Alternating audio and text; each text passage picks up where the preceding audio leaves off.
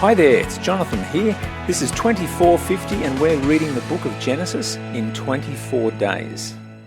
Today we're reading chapter 20 to 23. Chapter 20 begins with an account of Abraham going back to his old tricks of giving his wife Sarah away to another king, this time King Abimelech. The fact that this is after Sarah has been explicitly promised again that she would soon give birth to the son of promise is downright strange. The end result is that God looks after both Sarah and Abimelech, not to mention his whole family, who would have been judged should Abimelech have touched Sarah. If nothing else, it's another example of the way God makes lemonade out of our lemon-like choices. Abraham, through God's blessing, continues to amass wealth and power as he fumbles his way through his God-given calling to be the father of the nations. Chapter 21, finally, Isaac arrives, the son of promise, and as predicted, Abraham is 100 years old. The ensuing story of Hagar and Ishmael's banishment is a type of God's election throughout history. It's hard to understand, but it's real. The people of Israel received the favor of God, not because of anything they had done. In fact, they really didn't deserve his favor most of the time, but it's the way his economy, that is God's economy, works. He chooses people to do his will. Ishmael was not the child of promise and therefore had to leave. What's interesting is that with the spread of sin, there is a spread of grace, and God graciously looks after both mum and child, though now he's a teenager. Notably, Ishmael ends up marrying an Egyptian. No wonder the modern Egyptian Muslims love Ishmael. Genesis 22 is the great passage of the testing of Abraham with the sacrifice of Isaac.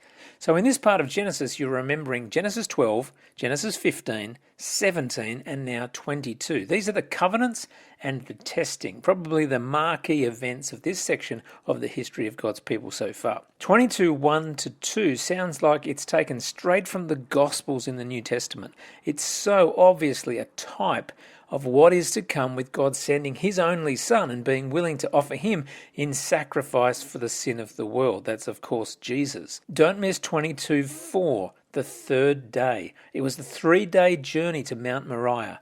Jesus spent 3 days in the ground. Always take note of any reference to 3 days in the Bible. Always a significant period of waiting and trusting in God. Verse 7, where is the lamb? The connections to the gospel are awesome. Verse 9, Isaac is laid on the wood. Wow, Christ nailed to the wood of the cross. Abraham is stopped from going through with the sacrifice because a ram is caught in the thicket, an early picture of substitutionary atonement. This is the place on Mount Moriah where both the Jews and the Muslims believe is the exact point of the Holy of Holies in the Temple of Jerusalem. Because there is an Islamic mosque where the temple used to stand, the Jews to this day pray at the Wailing Wall many meters below the mosque at the closest point physically to what was once the Holy of Holies inside the temple, the exact place where Abraham all those years ago readied to sacrifice Isaac. Muslims believe Abraham was ready to sacrifice Ishmael. 22:17, the covenant is reaffirmed. You'll notice that God continually reminds his people and each successive generation